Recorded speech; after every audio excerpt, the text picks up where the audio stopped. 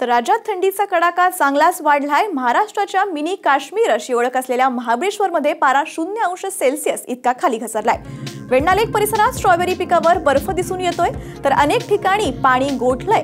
दरम्यान पारा घसरल्यामुळे लोक चांगलेच गारठलेत, यामुळे स्ट्रॉबेरीचं मोठं नुकसान झालंय। थंडी जर अशीच कायम राहिली तर शेतकऱ्यांचं आणखी नुकसान होण्याची शक्यता आहे। दरम्यान महाबळेश्वर गारठल्यानं पर्यटकांमध्ये मात्र उत्साह पाहायला मिळतोय। दरम्यान महाबळेश्वरमधील थंडीचा आढावा घेतलाय आमचे प्रतिनिधी ओमकार कदम यांनी। उत्तर भारतामध्ये आलेल्या थंडीच्या लाटेचे परिणाम आता महाराष्ट्रामध्ये सुद्धा जाणवायला सुरुवात झालेली आहे।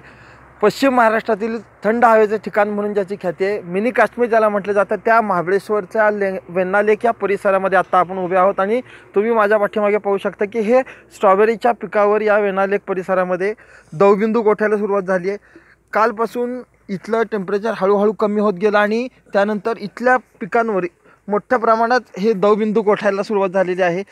हे जे दवबिंदू आहेत हे आज पहाटेपर्यंत इथलं टेम्परेचर साधारण 1°C पर्यंत असल्याचा अंदाज इथले लोक व्यक्त करत होते। शेतकऱ्यांनी त्यांच्या घराच्या बाहेर ठेवलेल्या पाण्यावर सुद्धा बर्फ इथं आलेला आपल्याला पाहायला मिळतो आणि गेल्या 2 दिवसात इथलं टेम्परेचर कमी झाल्यामुळं हा परिणाम होतोय आणि या थंडीचा मोठ्या प्रमाणात फटका हा या स्ट्रॉबेरीच्या पिकाला बसल्याचं इथल्या शेतकऱ्यांकडून माहिती मिळते। परंतु या थंडीचा आनंद घेण्यासाठी आता बरेचसे पर्यटक महाबळेश्वरमध्ये इथं यायला सुरुवात झालेली आहे। ओंकार कदम, साम टीव्ही न्यूज, सातारा। महाराष्ट्र आज चांगलाच गारठलाय। राज्यातील कोणत्या भागात आज किती तापमान नोंदवण्यात आलंय त्यावर ग्राफिक्सच्या माध्यमातून एक नजर टाकूयात। महाबळेश्वरमध्ये 0°C तापमान आहे। निफाडमध्ये 3, गोंदियामध्ये 8 तर नाशिकमध्ये 4°C। तर पुण्यात 9, बुलडाणामध्ये 9, वाशिममध्ये 9 आणि सिंधुदुर्गमध्ये 9°C इतकी थंडी नोंदवली गेली आहे।